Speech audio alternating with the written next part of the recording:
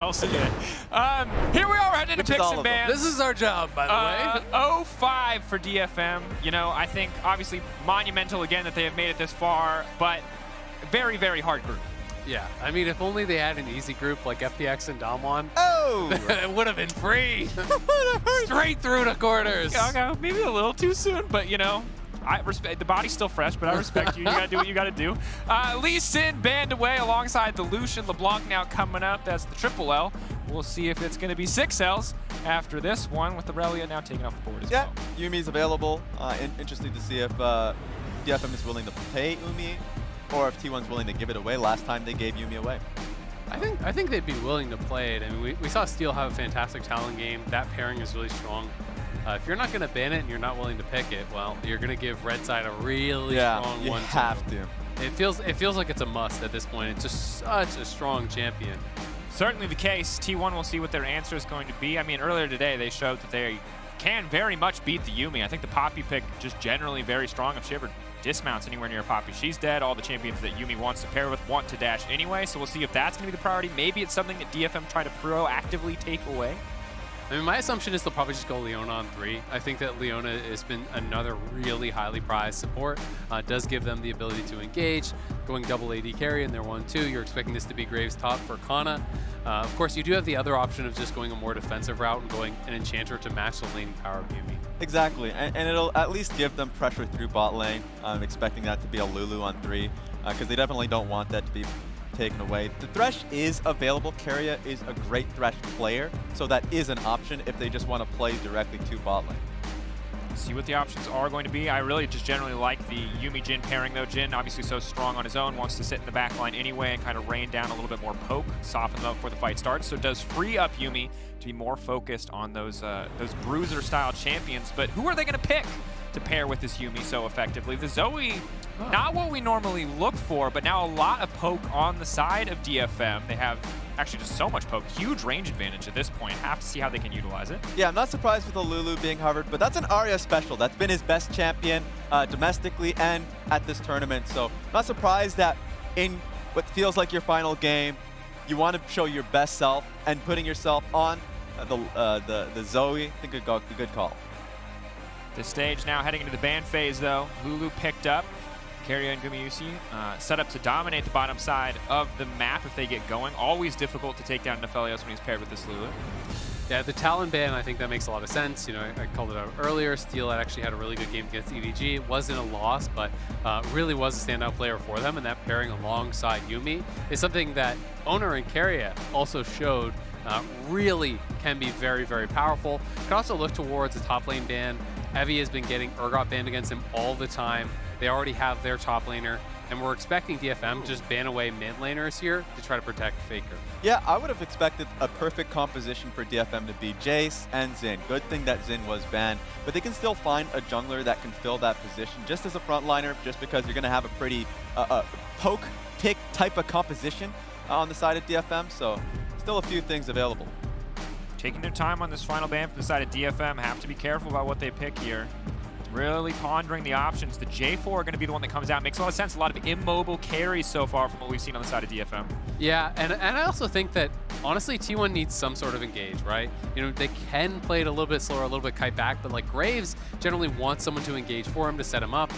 Not going to get baited by the hover, but it would be cool. Season 3. Flashbacks?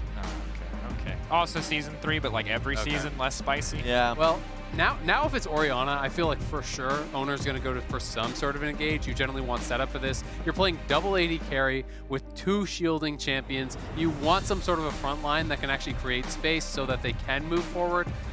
And I wonder what we're going to see here coming out as the answer to Kana in the top lane. Can't say I would be a fan of Renekton. Renekton just feels so weak on this patch, but it is going to be Renekton. And now, unless you draft something that's like dominating in jungle, I just don't see how you can really punish the Graves. Do they just send Graves jungle and immediately slap a Kennen top down? One of Kana's best picks. Picked it a ton pretty much every time it was open. Good. I just think compositionally you end up with a bit of a weird space, right? Like because you don't have any sort of real engage on T1. Doesn't mean that they couldn't just blow you out in the laning phase and win like that, but it does feel a little bit harder. And Shaco!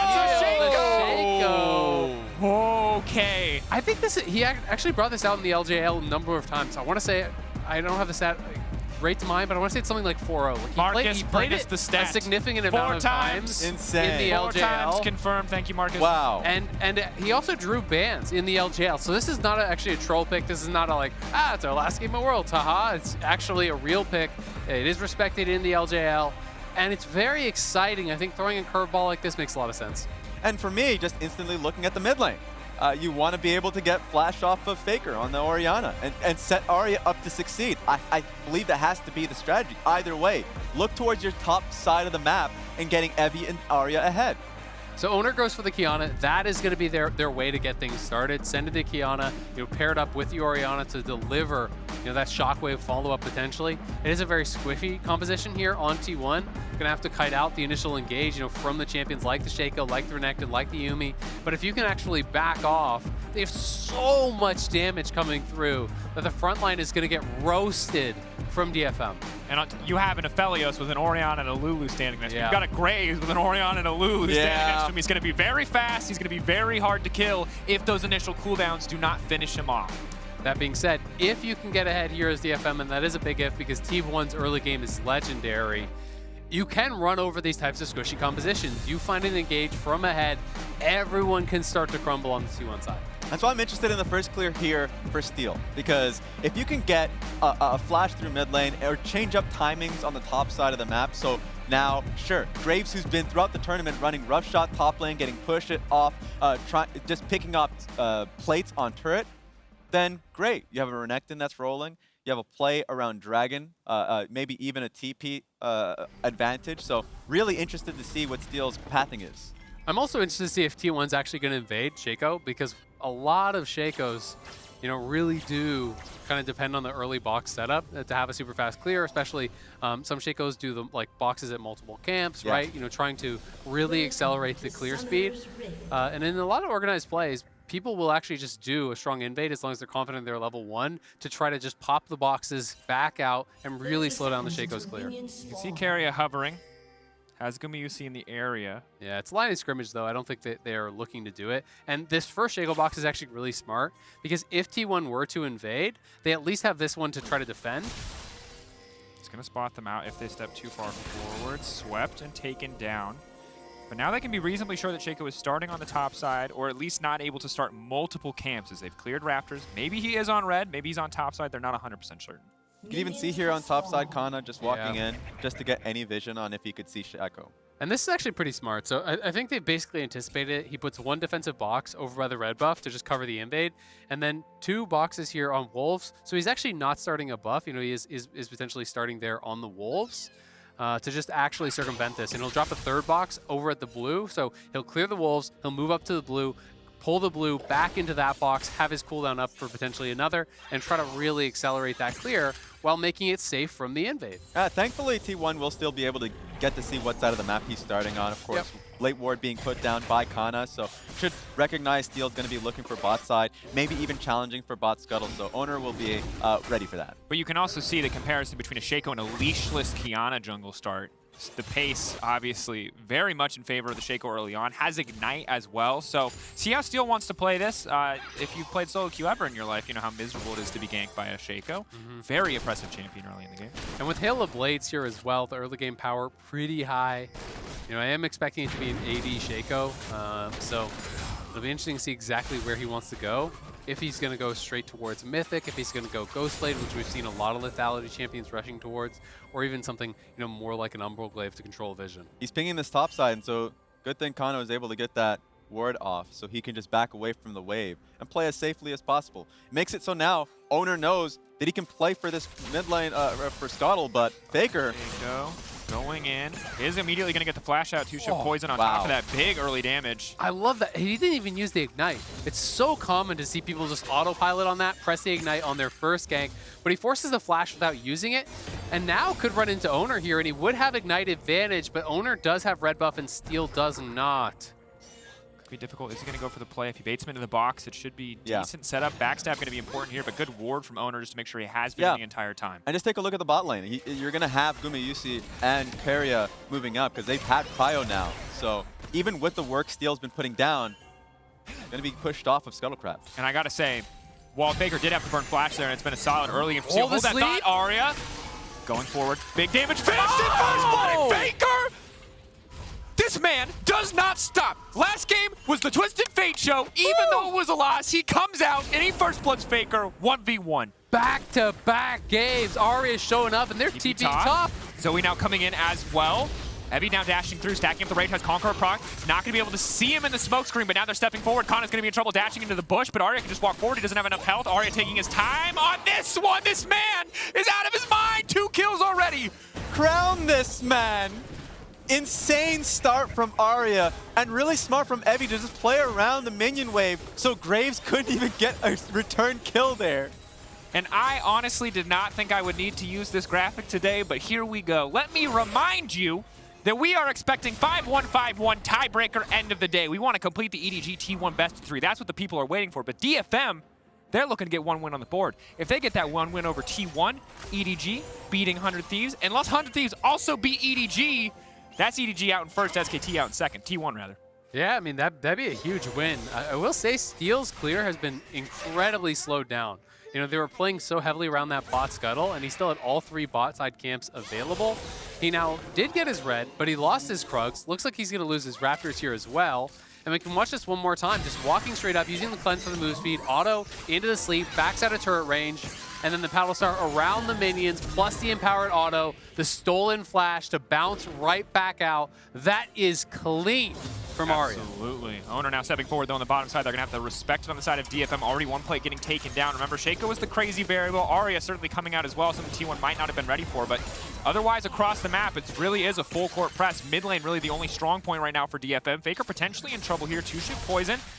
Don't follow up auto attack. Yeah, just thought of Fog there. And just a reminder, Shaco is not seen if he queues in Fog anymore. So still a positive thing for Shaco players there, where no flash on Faker, just losing HP off of these ganks.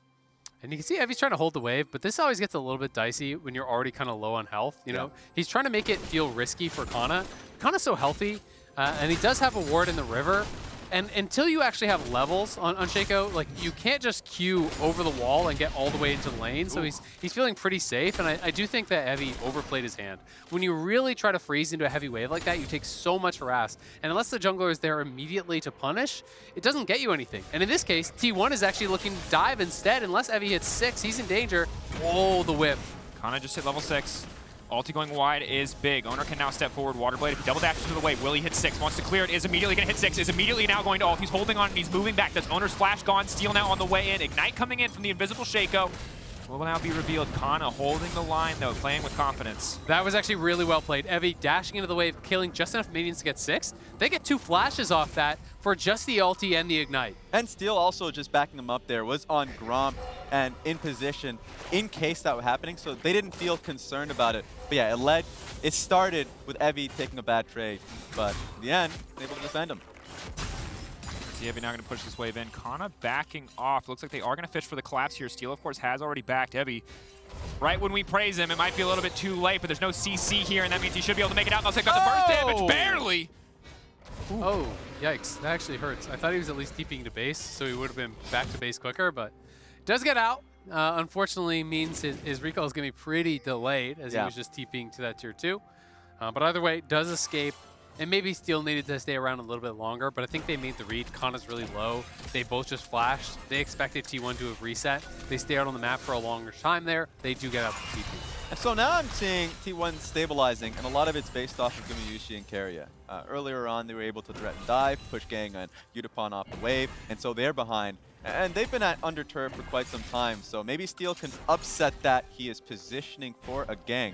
Invisible has a Yuumi attached to him. That's an obnoxious combo. Gumayusi, though, the sidestep. Exhaust immediately coming out, and he's firing back. Polymorph on the Shaco. Very squishy champion. Ulti now coming in. He is not scared of that Shaco. Instant turn to burn from Gumayusi. Perfect guns. Perfectly played. If Yutapon was able to get that snare on Gumayusi, that would have changed a little bit more. But man, what a great response from them and Keria to get the kill back. Yeah, it's all about the sidestep from Gumayusi there. Just beautifully played by him, dodging the Jin W.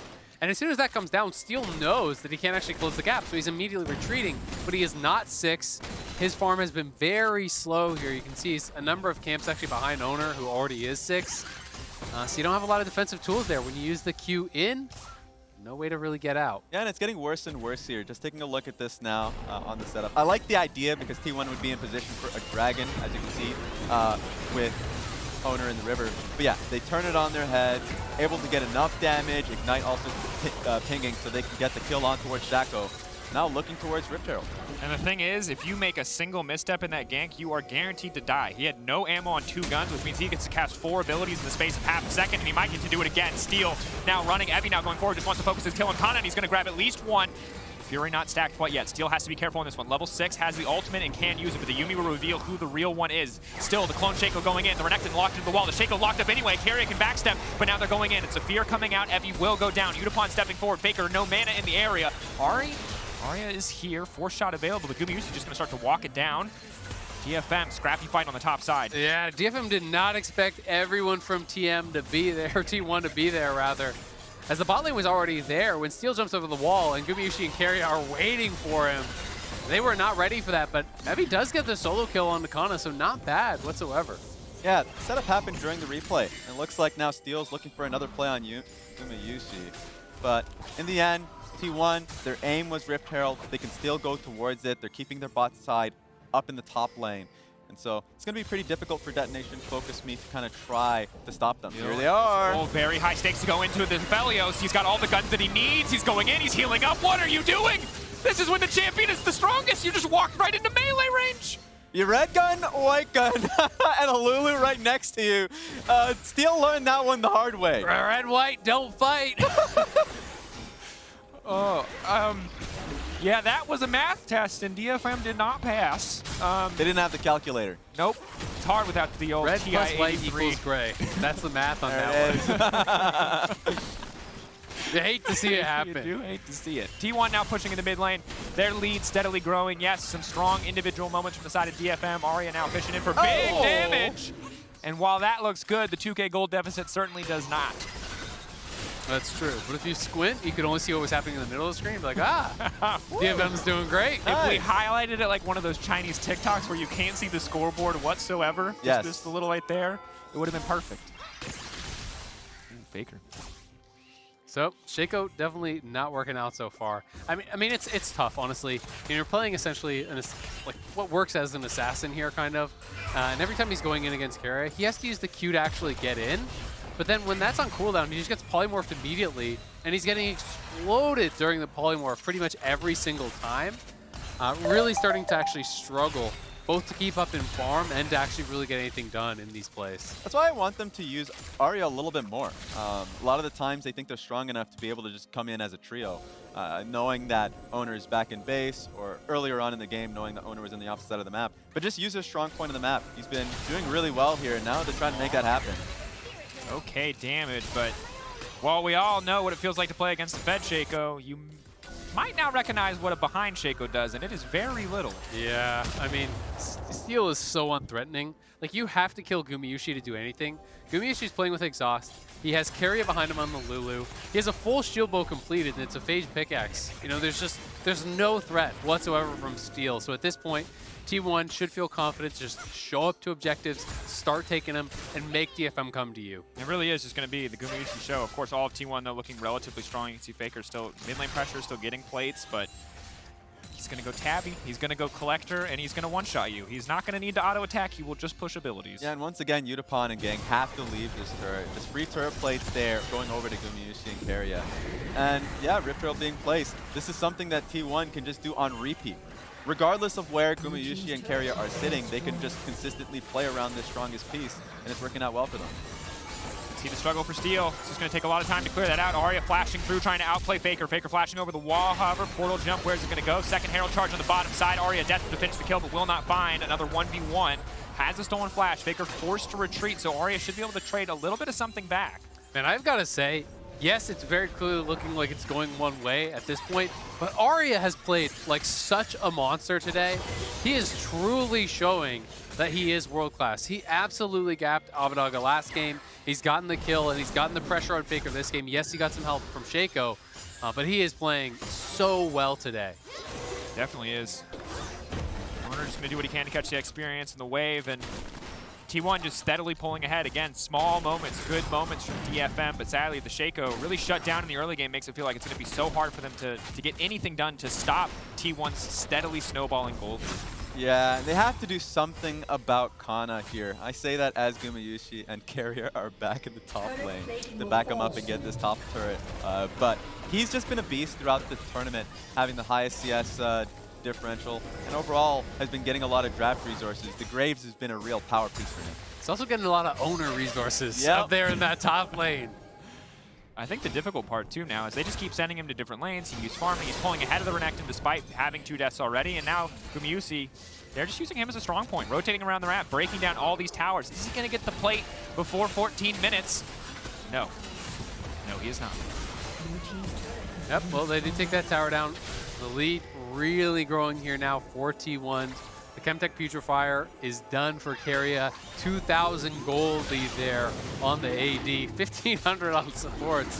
There's nothing to sneeze at either. And I mean, really, it's becoming very difficult. The only one who has a lead is Arya, and it's small enough that it's going to be difficult for him to make anything happen. Yeah, and if you take a look at the top side jungle here, just great amount of vision control there for T1, and there's a ton of gold being put on this second tier turret. So right now, DFM have to try for a play, and it looks like it's going to be on Kana. Kana now backing off. That's the Shaco clone, but instantly going to see that deleted. And now suddenly, there's a Kiana running.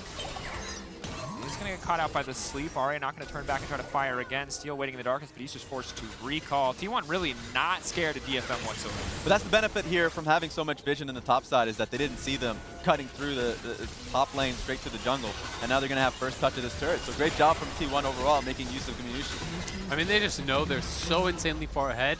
You just send Gumayushi up, start hitting the tower. Orianna and Lulu stand behind you. What are they going to do? Their wave clear isn't strong enough. They can't actually walk up to them and fight them either. So there's bleeding towers left and right here. They got both up in that top lane. They move mid. They take that. And T1 really starting to run away with this one. And I just don't even know who the Shaco Yuumi combo can kill. You look at this combo without the item screen, and you go, that must be lethal. That's 2 ignites, that's an exhaust on top of a chilling smite, a Shaco with Halo Blades. But then you take into account where they are relative to the opposing team, it's just so underwhelming. I mean, I think that there's a few people that they could kill if they can catch them out, you know, away from a tower and in a 2v1. But the problem is T1 is grouping up constantly. They're not overextending in these lanes. Yeah. You know, if you catch Faker or even Kana, you know, overextending in the lane, you could probably run them down. But T1 is never giving you the opportunity. They're always within the same quadrant as each other, so you just have to live a couple seconds and you're gonna have backup, and that has been the case every single time. And since the early mistakes there from Faker just being picked out, I mean, he's been playing really safe and playing around phase rush and flash. So he doesn't have flash right now. He's not putting himself in a bad position. The TP coming through. Forward, Secret Trouble Bubble not going to connect. Rather, Paddle Star will not connect now, trying to burn down Kana. Immortal Shield Bow proc. They will find the kill. It takes them a lot of resources, but T1, not a lot for them to take on the top side. Well, Herald just spawned, so never mind. I take that back. Yeah, the jungle camp's being taken down. I mean, at this point, they're just going to try and at least chip at this mid lane inner while Rift Herald is being placed here. And with how much vision that they have on the map right now, they could actually just say, we're not going to base, we're just going to use Rift Herald now, and then bounce between both mid and top lane and just choose which one has the biggest wave. And I mean, I think part of the difficulty here as well for DFM wasn't already hard enough is that because Yuumi has just been paired up with Steel for so long now, Unipon has kind of been hung out to dry, right? He can't actually really move forward. He has to deal with this potential Kiana. There's always Gumayushi and Carrier stuck together as a duo, so he's just kind of getting scraps and falling further and further behind this insanely fed Aphelios. Definitely an incredibly difficult map state. DFM, respect for fishing for the opportunities, finding that, but it only gets harder again as Graves gets more items under his belt. You can see starting to work towards a BT now at this stage of the game, and the man who's going to be unkillable, I think, for the rest of the game, short of a miracle from the side of DFM, is Gumayusi. You see it now. Collector finished. He's the conqueror, lethality of Aphelios. This is so oppressive if it gets a lead. Yeah, he's huge right now. So next fight, I would imagine it to be around Dragon. Don't think DFM can really take a fight on that one. They're pinging topside turret, and I believe that's just the right decision. Just try and trade across the map. And if we're just talking about the support jungle duo, it seems like Kana's going to be needing some defense. Shockwave to delete the wave. You like it. Steel Let's get the ulti down. Faker isolated to the side, and they are going to be able to break down mid-tier 1, but it looks like at the cost of bot tier 2, maybe even tier 3 if the Herald can get a second charge. It's going to get a second charge for sure. They haven't even started their recalls until just now, so it's going to be a while. I don't think that they'll be able to finish it off, but T1 is just going mid. They're going to push up that as well. So they're going to try to threaten multiple tier 2s at the same time here. And again, the gold lead is extending further and further, and they will get that tier 3. Now the wave is set up in the mid lane as well. DFM, maybe they try to go for the fight here, but the tower getting lower and lower. Evie going to dash in. Is going to get some good damage in with the Gore Drinker as well, but it's just going to get popped. Has the ultimate, has the Gore Drinker, but it's not nearly enough. Red-white, definitely time for DFM not to fight, to back away. It's getting depressing really quickly, Dracos. Yeah. It's getting to that point. Evie busting out of his suit to see if he could start a fight, anything for his team. But yeah, I said trade, got Rift Herald was a thing, so really good decision from T1 to just say, well, we have vision in the bottom side jungle. We can just literally bounce from bot and hip turret, mid inner turret, and now DFM is just struggling to find anything on the map. This is brutal. They got a Gromp. They got a Grump. I started the game, I saw 2 kills for the Zoe, and I believed in a miracle. And that belief is being slowly choked out of me by a Gigafed of Felios and all of T1. And this is why they are currently fighting with EDG for first seed. And again, how much they have stepped up. We saw the first game versus EDG, they got absolutely blasted. It was not even remotely close. EDG playing to a T, second time around, clean things up, playing a lot better, and we are now poised, if 100 Thieves can't make the upset, for the Game 3, the rematch, the tiebreaker. And this was kind of always the story of T1 in the past, at previous Worlds. They ramp up throughout the tournament, get better and better. They've always been so adept at learning from their mistakes, at adjusting to the meta, at finding their niche within those powerful picks. And when they do, they're so tough to beat, especially because their early game is just so ridiculous this year. They've such an incredibly skilled roster of players, and now starting up this Baron. Steel gonna have to live up to his name. 5K getting lower. Shaco Smite, level 10. Can he get it? 4K, they don't have vision on it, 3K. T1 want to flip it, they're ready. Are they just gonna hold it at 3.5? They're not autoing the Baron. Yes, now they are again, 2.8. Taking their time. Evie off to the side, just trying to bait the fight. It looks like they're going to find one with the ulti. Evie now getting pulled up, using his ultimate as well. Gumayushi backing up the Baron, but the Baron, they're still leashing it. They're still holding on to that point. Order almost one-shot. Curtain call now coming out. T1 really trying to force DFM to come into them, trying to bait a mistake, but DFM playing it slow, not really giving much up. That was the best thing they're done by DFM, and now they're pivoting for a fight. Arya's coming from a flank. It's going to be easy to land the bubble. Bubble coming through. Now Faker going to be locked up, forced to flash away. Now Arya stepping forward. Looks like a creep going to tank that one. Pretty massive. Faker still rooted. Steal off to the side, but the Shaco not too menacing. DFM forcing T1 back, but it doesn't look like they're going to be able to get much else. Not able to do anything really besides get them off the Baron, because again, T1 just kites it out. They stay together as this squad. Arya poking away as much as he can, but there's no real threat of a counter Baron on DFM side either. Yeah, and I just liked what DFM did as a response, because Owner was the one that was sitting in a flank spot looking for a fight. He didn't want to be in the pit. He wanted to force DFM's hand to put themselves in a position where they had to fight. But Steel was right behind the pit. No one trying to push him off. Looking for another kill on a Faker. That was a close one. Yeah. The bubble going through the wall and off the map. If that had connected, you have to feel like Faker would have dropped. The paddles are also very, very close there. You got to respect taking those swings here. Arya knows it's a long shot to come back in this game, but you've got to find picks if you want to have any hope whatsoever. But T1 just focusing so much on vision control. Look at all the sweepers they've got. They've got the Umbral Glaive here as well on Owner, you know, going more for the vision control, vision denial, just trying to shut DFM out of this game. And that's been the strength of T1 in this group. They have the highest support jungle proximity. A lot of the time, vision is nailed down by Owner and Keria. They've done a great job at it, and it's surprising for such a young roster. Of course, specifically looking at Owner being that rookie this year with Gumayushi. So really good look for the team. You said that they were skilled, and it looks like they have the fundamentals down pat.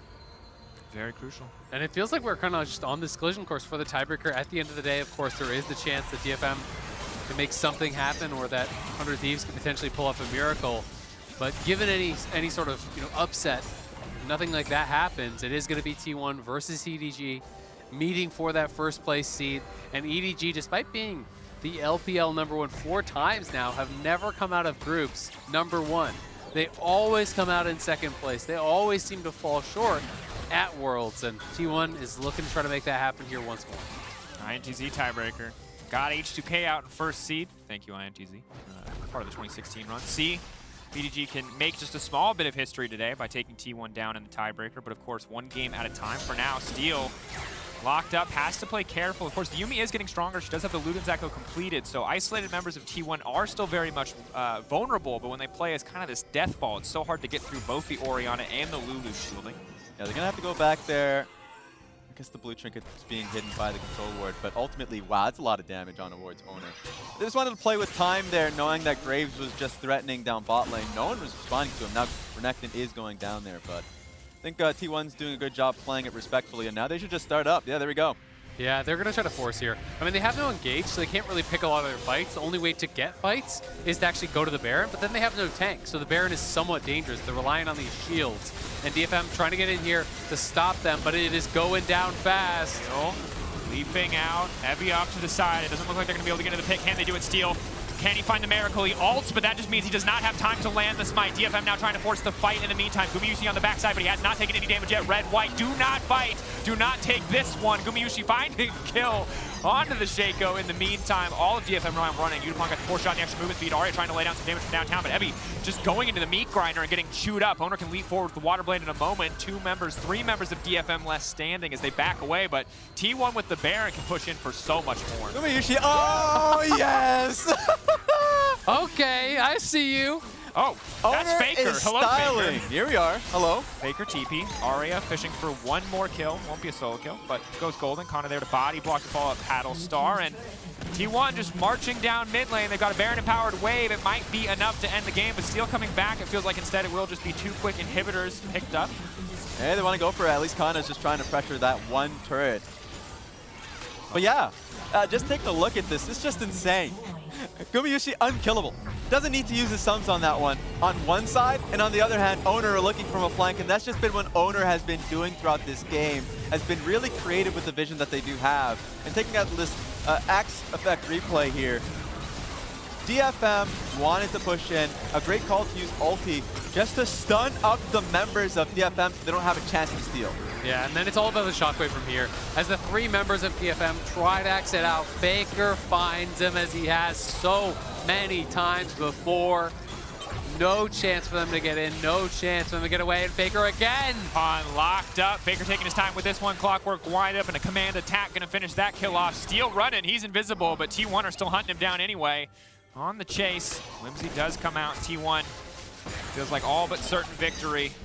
You're looking for really miracles, true, actual, honest-to-goodness miracles at this point for DFM, is T1 now pushing on the top side and are set to end the game. Yeah, and it's going to be a tough one for DFM overall. Really hard not being able to find that win, but a great showcase of their talent. Arya has been a real great star, but they have to draw the line in the sand somewhere. One last fight. Heavy ulting, they can see that one coming. Steel going invisible. Faker potentially off to the side, but no, Gumayusi still finding these kills left and right. Doesn't matter what guns he has anymore, he's just too far ahead. All of T1 now collapsing on the Nexus. Going for a few more cheeky kills, why not? They've got the time, and it is certainly their game, but absolute dominance here from T1. Made no mistake about it, T1 grabbed their 5th win of the group stage here, and now will be guaranteed at the very least the tiebreaker for first. They become 100 Thieves fans, see if they can knock out EDG, save them a little time at the end of the day. But if that does not happen, we are going to be having that tiebreaker between T1 and EDG, who has been getting ramped up here in week 2. Yeah, and T1 is just a scary team. Jungle, top lane have been a real force in this tournament. And Owner on his Kiana